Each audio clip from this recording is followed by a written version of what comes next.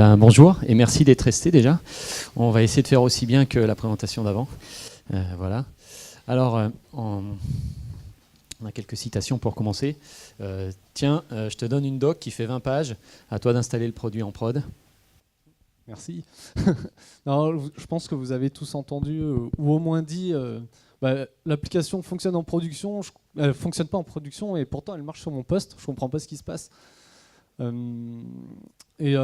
Probablement quelqu'un est déjà venu me voir en disant tiens, voilà mon image Docker, vas-y, c'est bon, ça part en production, c'est nickel. Ou encore, avec Docker, il va falloir que je change toute mon infra. Ces quelques citations, est-ce qu'il y en a parmi vous qui n'en ont jamais entendu parler ou c'est jamais arrivé avec eux? Je pense que tout le monde a entendu parler de ça. Il y en a un là, bien heureux, qui est là, caché.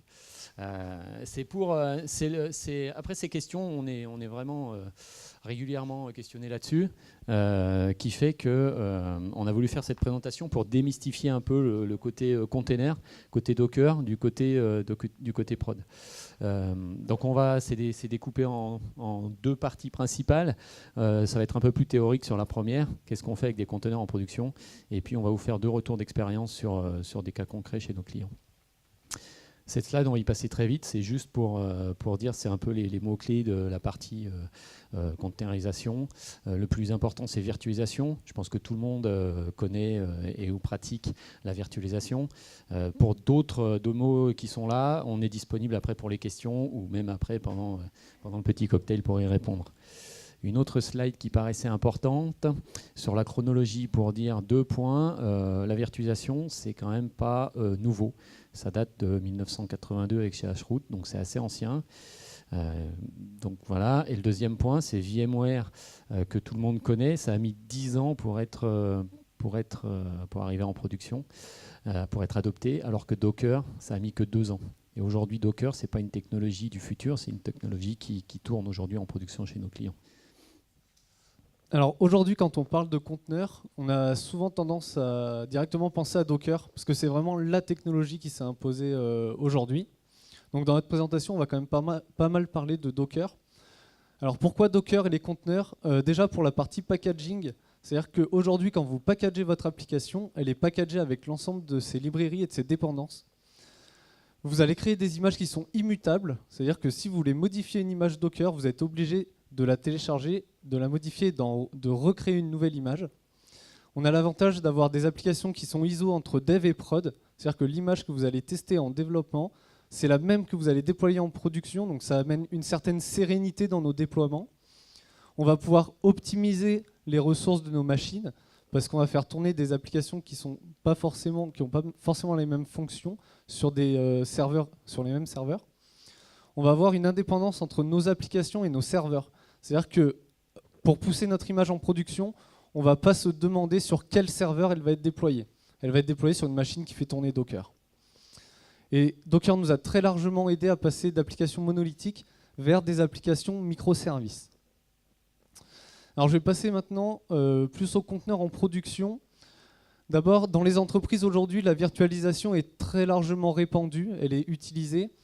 Et comment on déploie nos applications en production? On crée une machine virtuelle dédiée à notre application et on déploie notre application dessus.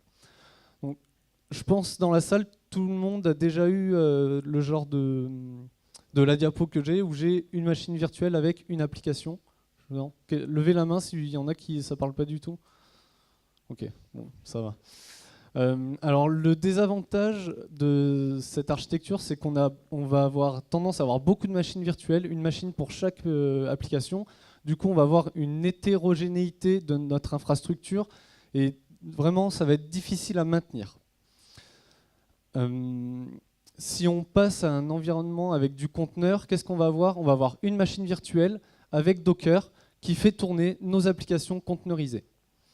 Maintenant, si on veut aller en prod, on va vouloir manager nos machines qui font tourner des conteneurs Docker. Donc pour ça, on va utiliser un outil qui est l'orchestrateur.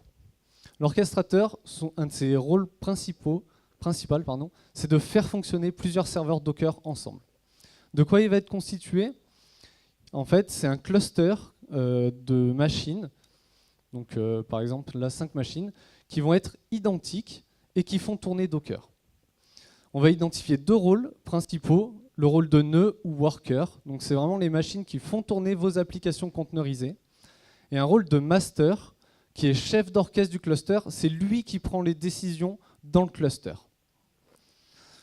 Donc si on revient à un cas un peu plus concret en entreprise, on a des machines virtuelles dédiées par exemple à de l'infrastructure ou à de l'IT, comme un serveur DHCP et un serveur DNS, une VM pour du monitoring, mais aussi une application métier, donc là une application A sur une machine virtuelle dédiée. Et on va avoir des applications conteneurisées demain sur une machine virtuelle Docker. Si on y applique l'orchestrateur, on va se retrouver avec le schéma suivant. Et donc là, l'orchestrateur déjà il va nous apporter plusieurs fonctionnalités. Par exemple, notre application B, on va pouvoir la déployer 2 fois dans 2 conteneurs qui vont être identiques. Donc on va avoir de la haute disponibilité de nos applications, on va avoir de la répartition de charges, mais on va aussi avoir de la scalabilité de nos applications dans le cluster, mais aussi de nos nœuds. C'est-à-dire que demain, on a plus d'applications, on veut déployer un nouveau nœud dans notre cluster, on crée une machine virtuelle et on la fait rejoindre le cluster. Demain, vous voulez migrer vos applications qui sont un peu legacy, comme votre DHCP et votre DNS, vous les conteneuriser et vous les déployer dans votre orchestrateur. Du coup, on a l'avantage de passer d'un environnement qui est full virtualisation à un environnement qui va être virtualisation et conteneurisation, sans changer son infrastructure. Alors, si on fait une petite synthèse de tout ce qu'a dit Jean-Baptiste, donc on peut migrer vers de la containerisation sans changer fondamentalement son infrastructure. C'est-à-dire qu'on garde notre système d'hyperviseur, de VM, et on met du Docker dessus.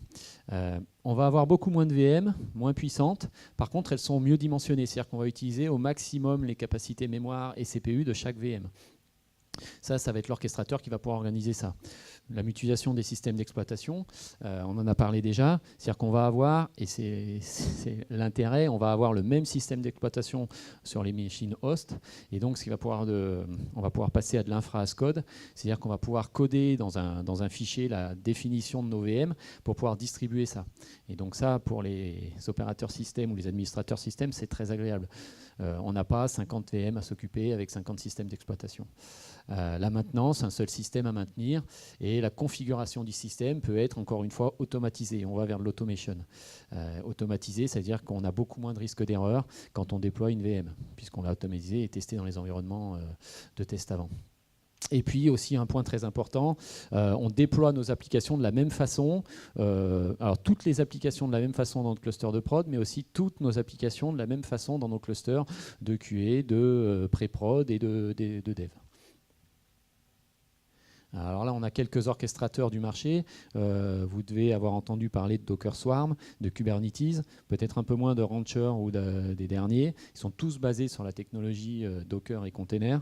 Ils ont tous à peu près les mêmes fonctionnalités. On n'a pas aujourd'hui fait une slide qui dit quel orchestrateur choisir en fonction de ses besoins. Ils ont tous des caractéristiques. On pourra en parler pendant 2 heures. Donc voilà. Quelque chose qui nous a paru important aussi d'impliquer, c'est qu'on a le cycle de vie de l'application qui est décorrélé du cycle de vie de l'environnement. Ce n'est pas forcément le cycle de vie de l'infrastructure, c'est l'environnement, c'est comment est déployée notre application, comment sont déployés nos conteneurs Docker. Donc on va dire, tiens, il y a un conteneur, je veux 3 fois sur mes nœuds, voilà, un exemple. Et donc ça va être décorrélé. On peut faire une modification dans notre appli, on peut rajouter une fonctionnalité qu'on va pouvoir pousser sans se soucier de comment tournent les VM, comment tournent les containers, pardon. Et donc on peut aussi faire des modifications en disant, bah tiens, j'ai un peu plus de charge, je rajoute une instance de mon conteneur sans se soucier de l'application. Quand on avait des systèmes sur des VM à mettre en place et qu'il fallait, attention, on met à jour l'application, il faut voir si les librairies, elles sont au même niveau, et bien avec ça, on décorrèle complètement. Deuxième point, on va vous parler de retour d'expérience avec 2 orchestrateurs, du Swarm et du Kubernetes. Les 2 retours d'expérience, on les a pris bien différents. Alors on pourrait pratiquement faire la même chose avec l'un ou avec l'autre, vous allez voir. Premier, c'est Docker Swarm.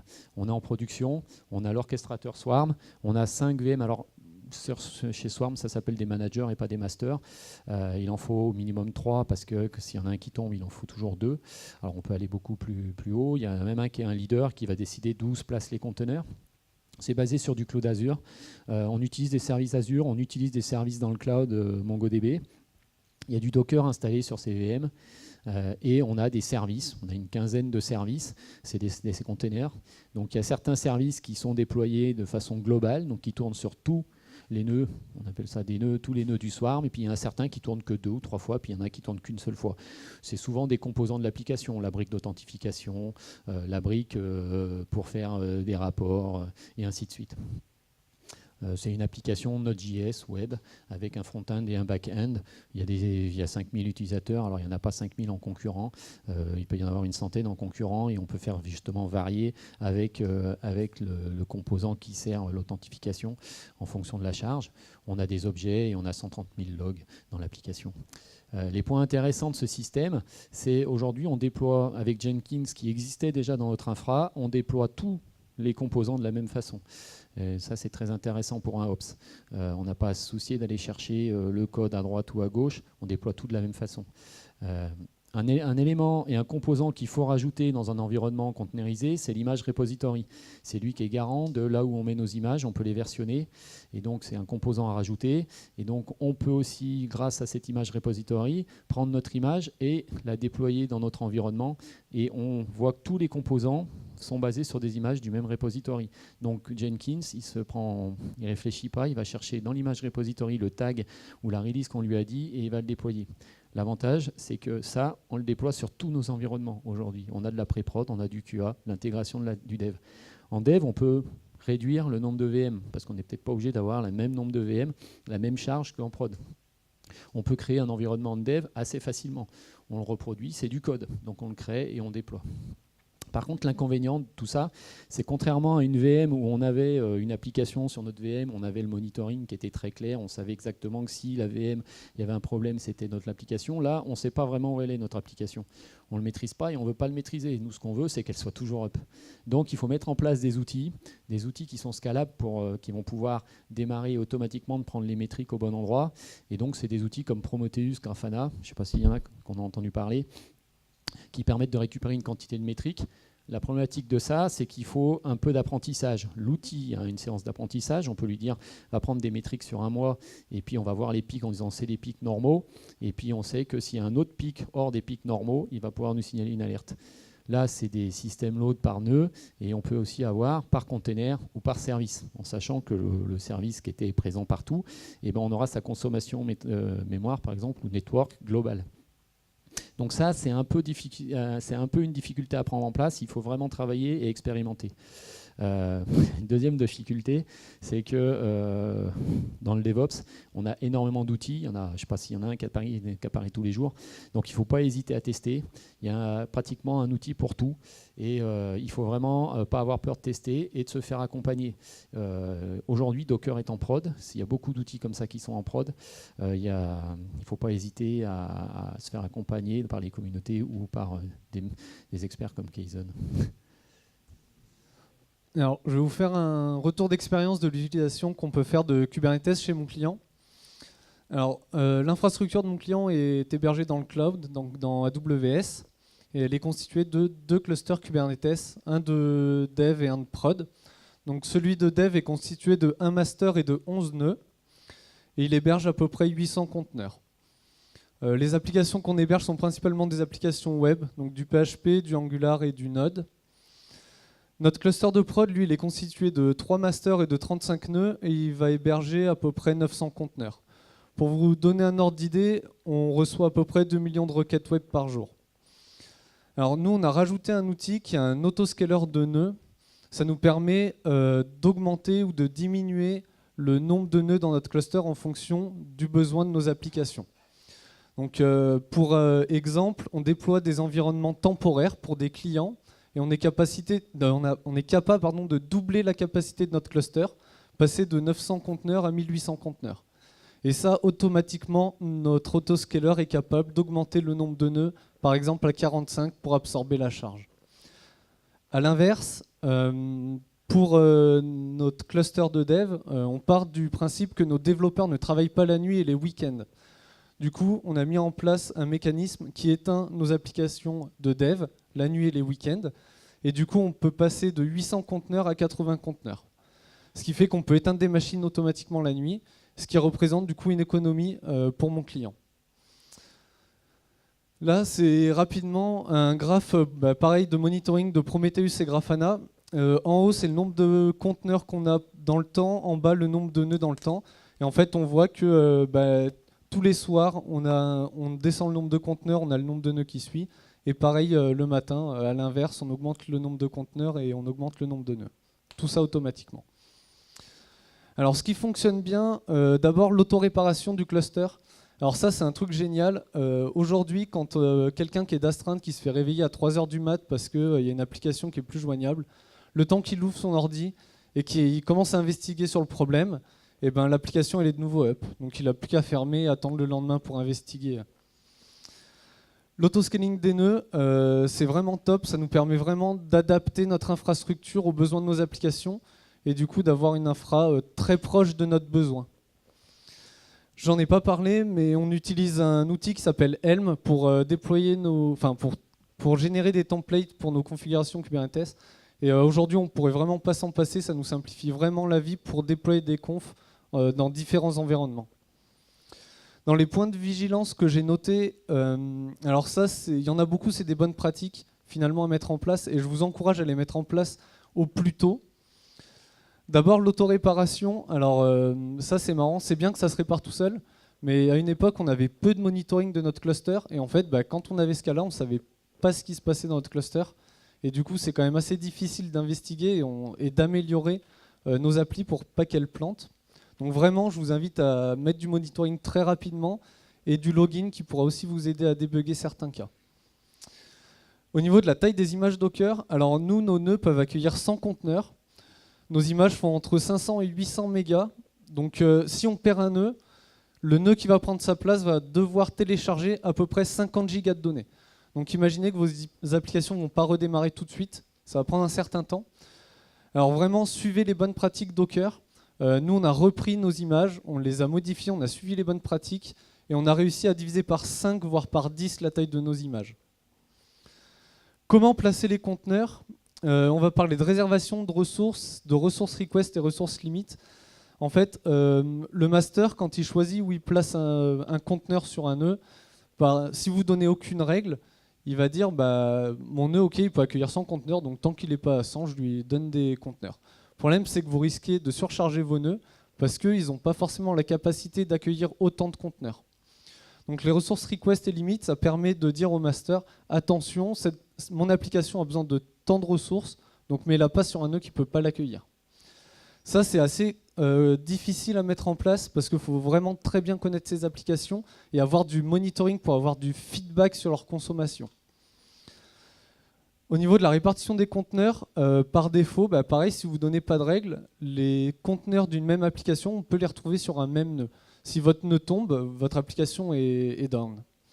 Donc là, on va utiliser par exemple des affinités pour dire les conteneurs d'une même application, je les mets sur des nœuds différents. Et là, vous n'avez plus ce problème. Très rapidement, vérifier l'état des conteneurs. Kubernetes met en place des readiness et des liveness probes. Alors la liveness probe, c'est vraiment quand le conteneur est démarré, etc., de checker qu'il est toujours en vie. Donc ça peut être un endpoint HTTP, ça peut être un check dans le conteneur. Et la readiness probe, c'est vraiment au moment où votre conteneur démarre, il a peut-être un temps d'initialisation. C'est-à-dire qu'il va peut-être mettre 30 secondes ou une minute à s'initialiser avant d'être prêt. Donc c'est vraiment pour mitiger ce cas-là ou dire attention, attends qu'il soit vraiment démarré pour commencer à checker s'il est en vie. Donc j'ai terminé pour mon retour très rapide. Vraiment, Kubernetes, c'est un produit qui a fait ses preuves déjà. Par contre, attention, il y a vraiment beaucoup de choses à mettre en place pour qu'il gère vraiment très bien vos applications et que vous n'ayez vraiment pas d'interruption de service. Si on, rapidement la conclusion, si on fait une petite liste des checks par rapport à nos questions qu'on s'était posées au début, oui, on peut utiliser l'infrastructure existante, oui, tous les outils existent, oui, on peut y aller étape par étape, c'est-à-dire qu'on peut prendre une petite application dans un coin et la mettre dans un orchestrateur, on peut mettre une partie d'une application, On n'a pas besoin de refonte globale d'application. On peut mettre une grosse application dans un Docker, ce n'est pas conseillé, mais on n'a pas besoin de toucher à son code. Le DevOps, c'est le Dev et le Ops. Il faut mieux toucher le code, mais pour l'instant, on n'a pas besoin. Et puis, vous avez des experts qui existent, puisque Docker est aujourd'hui en prod. Mais le plus important, ce n'est pas ça. Le plus important, c'est ce que vous fait gagner la containerisation, c'est que ça vous fait libérer du temps pour vous focaliser sur votre métier et votre application. Parce que ça vous fait du réduction du time to market. Parce que vous mettez de l'automatisation, vous mettez les ops ont moins de choses à faire. Il y a beaucoup d'automatisation et donc on réduit le time to market. Et donc on peut se focaliser sur son métier et son application. Voilà.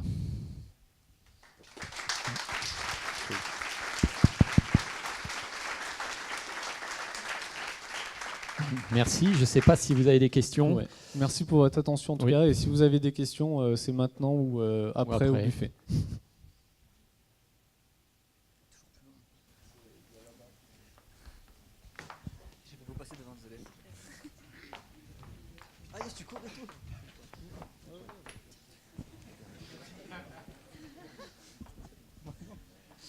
Je voulais savoir, vous avez besoin de combien de personnes pour administrer tout le cluster Kubernetes? Nous, on était une équipe de 3. Après, ça dépend aussi du besoin. Enfin, il n'y a pas que l'outil à gérer, il y a d'autres choses à côté. Voilà. Okay. Donc on était 3. D'accord, merci. 3, une équipe DevOps, avec des guillemets.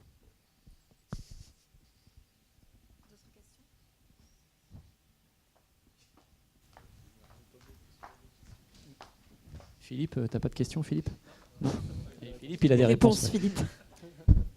Bon, j'ai plusieurs questions. Une, est-ce qu'on peut containeriser n'importe quelle application? Je pense aussi aux applications, par exemple, de data science qui méritent de... Parce que lorsqu'on essaie de dockeriser, on essaie de paralléliser des fois les applications. Donc une application, elle est déployée plusieurs fois sur plusieurs conteneurs. Et donc, des fois, dans les data science, on essaie de calculer des modèles. Donc je ne sais pas si ça, on peut le paralléliser. Aujourd'hui, il n'est pas conseillé de mettre des bases de données dans les conteneurs. Donc si ton application elle va chercher des données en base de données, ce n'est pas forcément conseillé. Après, c'est du calcul. Donc si tu as besoin de calcul pour ton data science, est-ce qu'il faut mieux containeriser ou avoir beaucoup de petits nœuds et avoir un conteneur dans une application? Il y a des clients qui ont une VM et un seul conteneur dans la VM. Ça veut dire qu'ils vont pouvoir faire tourner le conteneur sur n'importe quelle VM. Donc ils enlèvent une couche, ils font de l'abstraction. Par contre, vu que tu as 3 couches de virtualisation, tu vas perdre en performance. Tu n'es pas directement sur ton système, quoi. Il y a quand même une petite perte de performance à ce niveau-là. Okay. Je profite, j'ai le micro. mais là, parce que c'est trop cool, Kubernetes et tout ça, mais j'aimerais savoir la montée en compétence. Est-ce qu'elle est lente ou c'est rapide à prendre en main, à mettre en place? Alors déjà, ça dépend si vous avez déjà fait du Docker. Enfin, très clairement, si tu n'as jamais fait de Docker, c'est un gros jump en fait à faire. Après, c'est un orchestrateur. Si tu sais en utiliser un, tu sauras l'utiliser. Tu te renseignes. Enfin, il y a des bonnes pratiques à mettre en place. Je veux dire, après, c'est de la gestion de conf et non, ça se prend en main, très clairement. Moi, là, ça fait un peu plus d'1 an que j'en fais et en moins de 6 mois, j'étais assez à l'aise, quoi. Ça peut être un indicateur. Merci.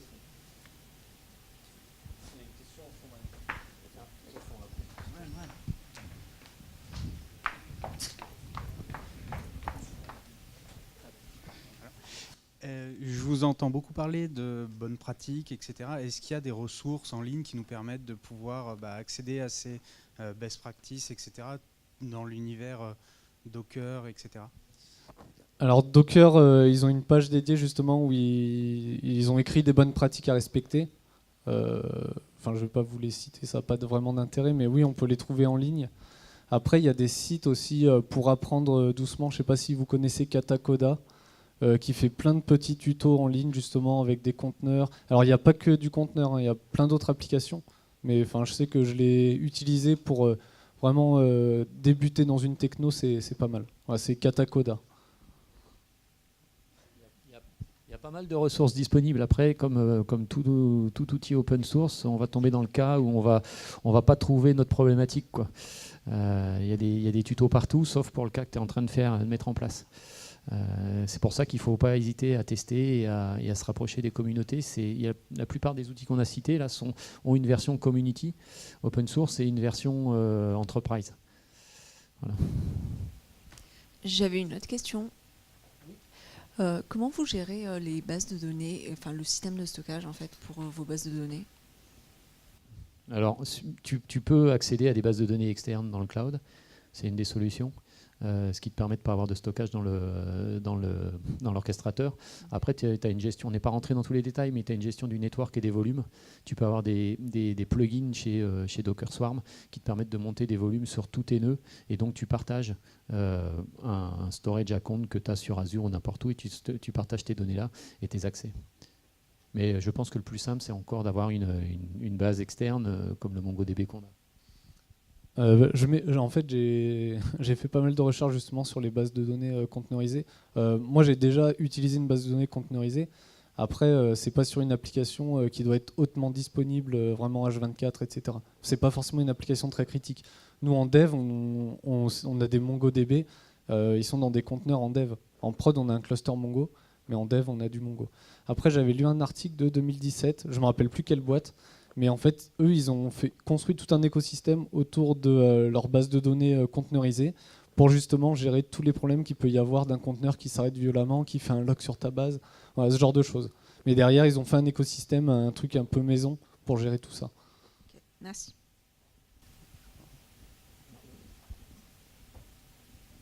Quelqu'un d'autre? Oui.